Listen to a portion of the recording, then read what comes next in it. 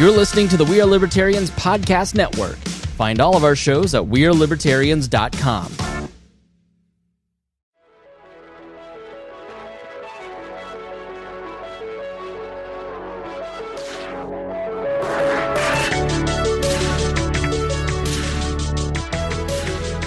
Hello and welcome to another serving of Freedom Strips.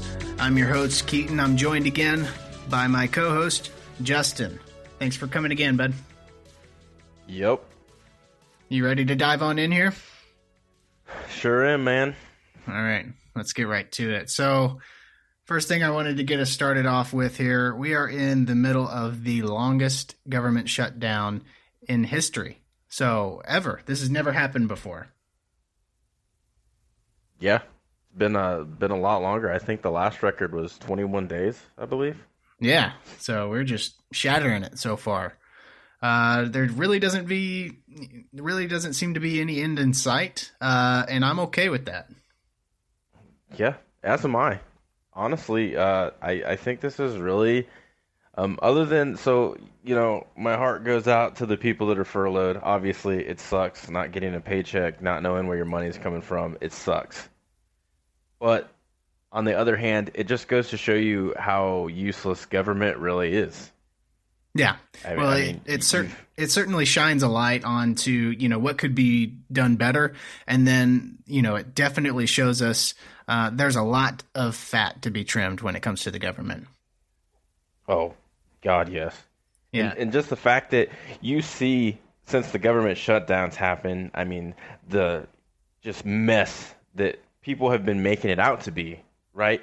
But what they haven't showed you, you know, are the highlighted things that are really good that are happening. So, for instance, you've got dudes coming out from the woodwork, going to these national parks. You know, national parks shut down. You know, they don't have the people to tend to them. Right. Guess what? Private sectors come in. They're like, yep, we're going to take care of it. They go in there, and you've got volunteers coming out of the woodwork. Yeah, a lot of volunteers. Clear these parks. Yeah, a lot of people going on their own time to go and clean up the parks. You know, I mean, if you're spending a lot of time there, that just goes to show you that, you know, people can volunteer their time and go and do things. And you don't need extreme wasteful spending by the government to be able to have all that. And like you said, the media is making it out to be this big crisis. And it certainly is bad for those caught in the middle that are, you know, not being paid currently. But the crisis being that you look outside, you go to work, you know, you talk to people outside of, you know, watching the news, and it seems like everyday life is going on. Yeah. Not only that, you've got, you know, this kind of ties into people filling in why the government is absent, is you've got companies like Domino's. I'm going to be honest with you. I really don't like Domino's. Don't like waking up and feeling like crap after eating it. That's neither here nor there. I don't mind Domino's. They got a pretty good, like, little garlic crust on their pizzas. It's not bad. Yeah, but I don't feel like waking up with grease butt, Keaton. I'm sorry. Yeah, that's nobody really does. You don't go into Domino's to not have grease butt, though. I mean, I'm just feeling like if I'm going to damage my insides, that it's going to be with something worthy. Yeah, you could definitely get something better than Domino's, for sure. Regardless, you know, everyone's main take that I hear is, oh, well, if there's no government, who's going to tend the roads? Oh, this is the one that pisses off the libertarians the most, yeah. Guess what? Guess who's tending the roads right now? Domino's. Domino's are filling potholes. Private companies. You buy a pizza, Private companies fill a moving pothole. in and saying, hey, man, buy our pizzas. We're going to hook you up with a nice, smooth road. Yeah, absolutely. So once again, it ties back in. The government is unnecessary. Yeah. You have so many people, and everyone talks about, oh, you know, these people aren't getting jobs. We talk about the TSA workers, and they're like, well, the TSA workers aren't getting paid. Well, I'm sorry, they're not getting paid to finger our buttholes through the exactly. security you know, lines. If that could just be disbanded, you know, I could take less ball grabbing and throwing away my toothpaste, you know? Yeah. You know, I can't tell you how many times I've been absolutely parched, needed some water, and they're like, oh, I gotta throw that out, buddy. I'm like, yeah. oh, do I though? Yeah. So, and they've already gone to show there's already been studies that say that there's people that are privately contracted through the airports that are actually doing a better job and they're faster at it. And so the people actually going through like it more. TSA workers. Yeah, the people, the TSA workers are all mean, and these private security companies are going into these airports and doing the same thing the TSA does, but better, and they're also interacting with the customers better. So, I mean, it's better all around. Yeah. So when you got Mr. Orange Man Bad and you got Crypt Keeper on the other side sitting here going head to head and they're clashing like two damn rams. Oh my gosh. In the midst of this dust and struggle and stuff, and you've got these sensationalized news companies like Huffington Post and BuzzFeed and even Fox. I mean, all these companies get in there and they try to get a piece of that sensational pie. In the midst of all this, you have a bunch of companies. You even got Kraft, who stepped in to help get these workers fed. The American Cheese Company? Yeah. Wow. Yeah. I mean, that's perfect. And like you said, I mean, you've got Trump and Pelosi going at it right now, which we'll kind of shift into this topic here. They're going at it again after Trump canceled Pelosi's flight to and this is from her office, okay? An hour before. Yeah, an hour before the flight. But this is the whole reason why she was going on this trip was to, quote, thank the troops. Like, you can't thank the troops from where you are? Like, what is even Nancy Pelosi's stance on Afghanistan? Nobody knows. It doesn't even matter because here's the fact. So, to set it up for people that don't know, she's been waiting to go on this trip. She takes chartered military planes that are free. It's on the taxpayer's dime for all this. Okay, it's not like she's doing this out of the goodness of her own heart. All this stuff is just publicity for them. So she's out on the runway and she's waiting to board. And I know that Trump is just sitting there and he knows what he's going to do. He's like one of those damn trapdoor spiders where he's just waiting for Pelosi to roll up over his damn trapdoor and he's going to hit her with it. And of course, sure enough, what does he do? Lets them stew on this bus. Oh, yeah. And they're probably, I know a lot of people have waited for a damn airline before, and I know that it pisses people off when there's a hiccup and people, you go up to the counter, you're like, hey, I've been waiting here for a little bit, and then you get the lady that's like, oh, I'm sorry. Have one of these delightful nut bags to have while you wait. Right. While you wait, damn and treats you're having kids cough on you, kick on your seat, and you know the packing is not fun either because Nancy Pelosi probably had to pack like 4 layers of skin. I don't know what she puts on in the morning to look human. She's definitely missing that skin routine at least though. I don't know what she's doing. She's some kind of Nosferatu type creature, but she's got to suck the blood out of babies to stay young. Yeah, definitely. But she's out here waiting, stewing, and then Trump makes this nice little neat ledger to her, basically explaining like, hey, well, decided that maybe you can't go on that trip with our money. Turns not out it's their money anyways. So but this was a brilliant move actually by Trump because it actually makes Pelosi and the Democrats defend their own position so they're getting on to Trump about not getting this government open back up. This is again Trump, and this is absolutely Trump's playing field right here, right? This is his element. He loves doing this. He's the master troll, right? So he makes them defend their own position, which is a ridiculous one anyway. So he says, either you go on this trip and you don't negotiate with me, and that makes you look bad, or I stop this trip and I make you defend the reasoning of why you're not here fighting to get the government back open. Exactly. It's a lose-lose situation for Nancy Pelosi. I forgot who said it. I'd have to look it up. But they were talking about, the gist of the comment was beware of politicians that make money off of being politicians. Nancy Pelosi has a fat check absolutely. She's getting paid every week, mega bucks. Payday. Mega bucks, right? Worth a lot. Anyone can look up Nancy Pelosi's net worth. And actually, I'm going to do it real quick right now because it takes seconds. Yeah, she's making several $100,000 a year. as the House leader.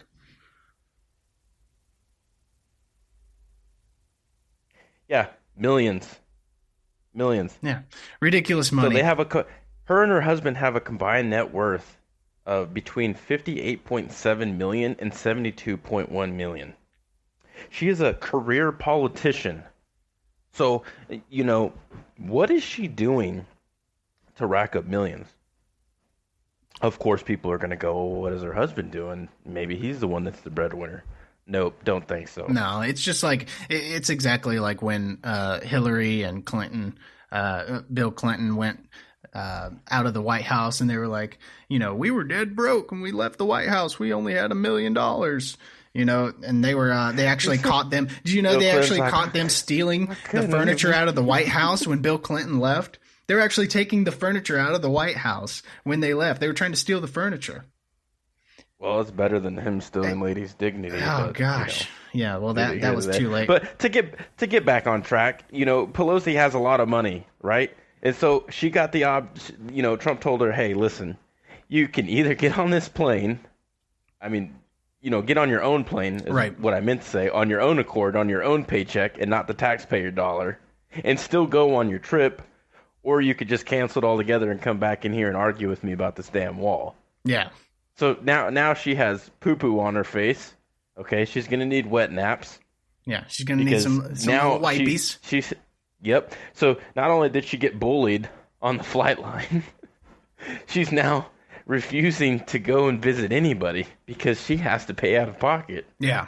Yeah. And the whole, she's got egg on her face for sure, because the whole thing started when she tried to delay the State of the Union address in Congress, which I actually didn't know that they could do this. I had to do some research on this. So apparently the leader of the House has the ability to suspend that address, which isn't mandatory, by the way. I mean, that's just like a formality that the president does, even though Obama did like 100 million of them while he was in office. I don't think it was supposed to be abused like that, but it's just a useless thing anyway. But I didn't know she had the power to delay it. And so Trump and Rand Paul actually announced this. He was just like, the Republicans control the Senate. Why don't we just have it in the Senate instead of the House?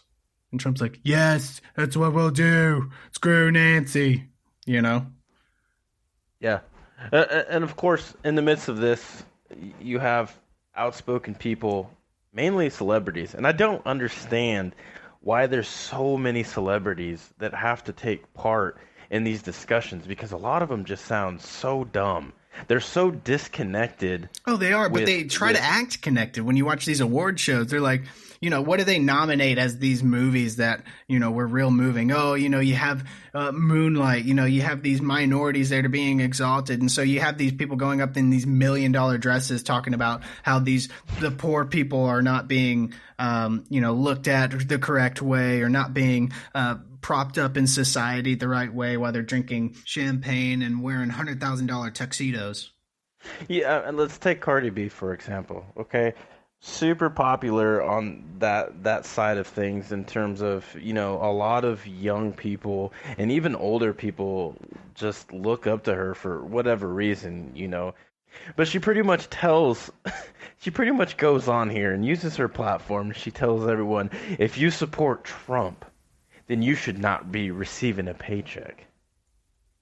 Some kind of solidarity thing where I'm going to feel bad. And which I do. I do feel bad for the people not getting paid because I know they have families and it sucks.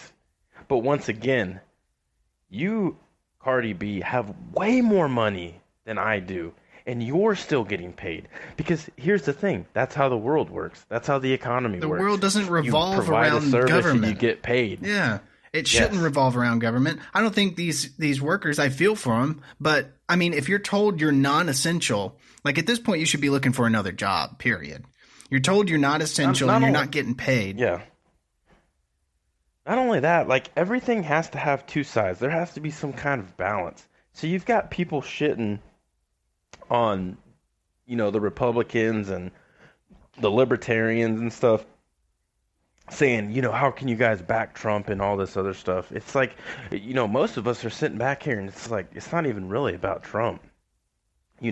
Everyone should be concerned about border security. okay? Which is what this came from, this shutdown. Everyone should be concerned about that. And where are these individuals that are saying like, oh, we need to let these people in and all this stuff? Where are all these celebrities? What are they doing with their money to affect the outcome? Didn't Nancy Pelosi, like some person brought like a bunch of illegal immigrants to her? Loomer. Laura Loomer brought a bunch of illegal immigrants and they hopped her fence and they set up tents. She bought 3. Yeah, set up tents, and they're like, hey, we're here for a sleepover. Well, guess what? They broke into Nancy Pelosi's yard.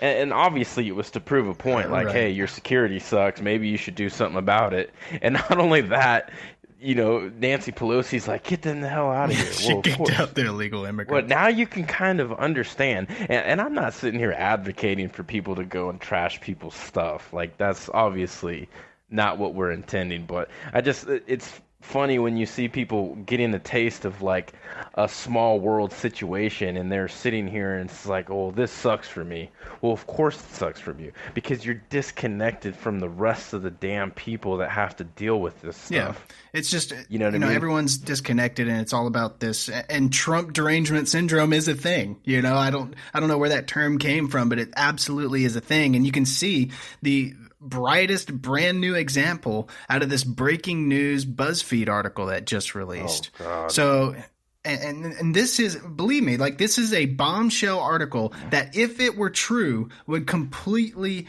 flip the coin on the other side. This would be absolutely devastating to the Trump administration. So I just want to go over this article a little bit with you guys. And apparently, so the BuzzFeed article, let me pull it up here. I actually don't have it up. Here we are. So the title of this article is President Trump directed his attorney, Michael Cohen, to lie to Congress about the Moscow Tower project. Okay? So that's pretty damning evidence right there. Okay? If you have any. So CNN actually had this BuzzFeed author on, Anthony Cormier, and they actually interviewed him, and we're going to take a listen to what they had to say and listen closely because it's pretty good. Enforcement sources who tell you that they have seen evidence, texts, emails, a cache of other documents, maybe transcripts with other witnesses in Trump Organization that Donald Trump pressured Michael Cohen to lie. He suborned perjury. Have you seen any of that other corroborating evidence? No, I've not seen it personally, but the folks that we've talked to, the 2 officials. Okay, did you just hear what he said? So they asked him if he had seen evidence that he claims his sources had provided, and he said no. That was the first thing they asked him was, so, these sources say they have text, they have files, they have transcripts. Have you seen any of this evidence? He said no.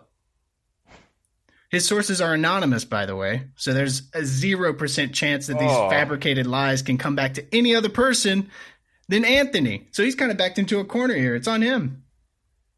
Yeah, not only that. So Robert Mueller is like the biggest proponent against Trump. Hates the guy.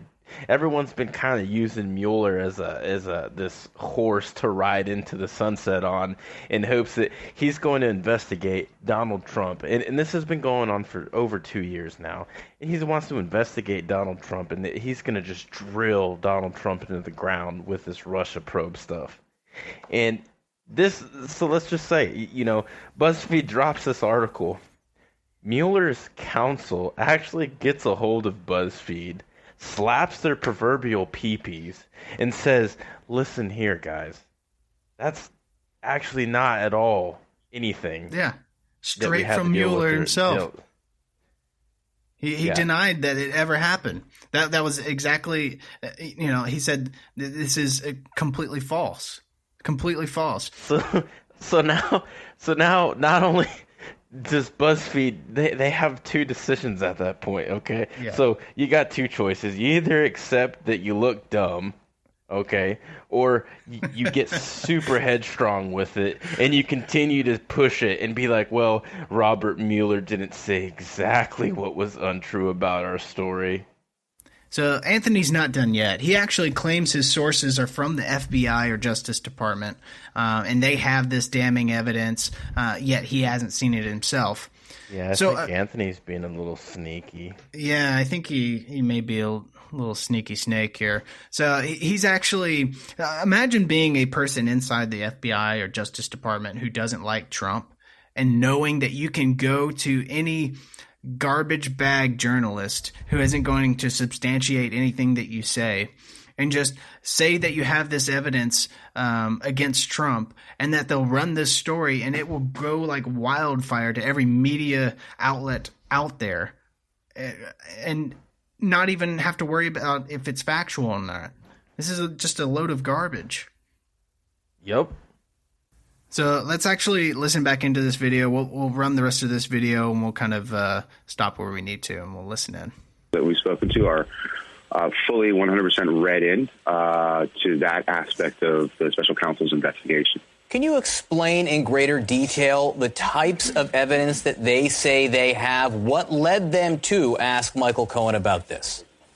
Sure. They have been working the sort of Trump Moscow Tower portion of this investigation. Our sources have before Mueller. And so they had access to a number of different documents, FBI 302 reports, which are interview reports. And so that stuff was sort of compiled as they began to look at who the players were speaking with, how those negotiations went, who all from the Trump organization and outside the organization were involved in sort of getting that tower set up. They began to compile this evidence before Michael Cohen decided to cooperate and to speak with the special counsel. And then it's our understanding that they presented this to him or began asking questions based off of it. Then he acknowledged in his interview, yes, indeed, I was directed by the president. We don't know at this point, and our sources haven't told us how exactly that directive was handed down. Was it in person, on the telephone? We're not clear, but it is our understanding that this is rock solid information developed over the course of a long period of time. Rock solid information. He hasn't seen any evidence. How do you get rock solid from clear? Am I missing something? Am I in crazy town? How do you have rock solid 100% sure evidence when you haven't even seen anything? He literally just said we're unclear. You have rock solid evidence. Right. It's like, I'm a millionaire. It's just where's your $1 million? It's coming. It's unclear. Yeah. It's unclear if I actually am a millionaire. Oh, my gosh. But it's rock solid. Let's listen into what Anthony has to say next. And then Michael was used to sort of, I guess, confirm it. Do your sources have any sense of why President Trump would want Michael Cohen to lie about this? No, it's a really good question. We've been trying to get Mr. Cohen or his spokesperson on the phone for the last 72 hours, and they have declined to talk to us, saying that they are not answering questions because they don't want to interfere with the special counsel's inquiry. I don't want to speculate on any reasons why the president would tell him to sort of move that. He doesn't want to speculate. Oh, that's pretty great. Wow, what a nice guy. Yeah, clown. Yeah, what a nice guy. What do you think you've been doing during this entire situation or even writing your entire article? He just legitimately just said that they have rock solid evidence, but he doesn't want to speculate. Here's the thing. If you hate Trump and you got something to crush him with, then hit him with the damn uppercut and be done with it. Yeah, and even if this was true, do you think it's going to run through BuzzFeed? Come on. I'm not sitting here waiting for pee-pee tickles, Keaton, okay? I don't want anyone tickling me up thinking like, hey, man, this is going to be really good. And I'm thinking, yeah, this is going to be fantastic. And then you hit me with, hey, it's really not that good right now, but it's going to get good. Yeah. Okay. No, we've seen the trailer for this movie for the past 2 years, and we have yet to see a movie. Come on. Yeah, like if by all means, If Trump was being a POS, then hit him with the uppercut and be done with it. Stop tickling my balls, man. Yeah. Well, this is not the only bombshell. This is not the only bombshell article that BuzzFeed has put out this year. Justin, why don't you hit the listeners with the other bombshell that just came out? Listen, BuzzFeed doesn't do a lot right, but what it does do is it brings us into a world of Boo, the world's cutest dog, who has sadly passed, died in his sleep. Man, he went out just the best way possible. This guy was actually really cute now that I'm looking at him. Yeah. BuzzFeed had to make sure that you knew that he was 12 and then parentheses in human years. If he was 12 in dog years, how old would he? It's like, is it like 6 years or 4 years for a dog? It's about 7 years is what they say. So he would be 2. BuzzFeed, two in human years. You know, do what your name entails. Get like the buzzwords going. You know, like I don't want to read stuff about things you don't understand. I want to read about Boo, the world's cutest dog. This was a successful dog. So this is often referred to as the world. Like, wow, what a title. Yeah, I don't want to spend too much time on this, but I just want you guys to realize what type of impact social media has. You've got this little rat dog Pomeranian. I'm trying not to shit on Boo's name, but his name is Boo. Point. Yeah, but I'm saying his good name. You know, he's passed. I don't want to. You gotta have some reverence. I don't want to taint Boo's legacy. I'm just saying, like, these people put Boo up and they've made him a social icon. The son of a bitch has a blue check mark next to his name. I don't have a blue check mark next to my name. What is up with that? You have a damn little rat dog Pomeranian. This is what social media's power is. This is the massive he had a massive following on his Facebook page. He was the world's cutest dog. The world. Damn Pomeranian is beating us to the blue check mark. Think about that. My God. So the next time you guys say that media isn't doing anything to us and it's not trying to compromise us, keep in mind that social media has given a blue check mark to a damn dog. And people are reaping benefits. You know, you have people calling in and saying, hey, I'm sorry about your loss. Here's my Patreon. Can you imagine $50. how much money that dog brought in to whoever owned him? That's got to be a ridiculous amount of money. Yeah. And all that son of a bitch had to do was cut him up like a damn teddy bear, and people are oohing and ahhing over this thing. He just had to get a haircut, that's it. They gave him a damn blue check mark. Yeah. They said, this is the real Boo. You don't have to worry about imposters because we've checkmarked Boo, and he's solid. There was too many copycat accounts, so we had to blue checkmark the right one. God. Well, if this does anything, it just solidifies the level of professionalism by BuzzFeed News. So I really appreciate BuzzFeed News kind of showing us where to go for our bombshell articles. Yeah. You know, just the fact that they have just a plethora of delightful, articles that we can choose from. BuzzFeed, just stick to not political stuff. Just stay to the cool stuff like Boo dying. All right, everybody. Yeah, that's going to wrap it up. Thanks for tuning in. We'll see you next time.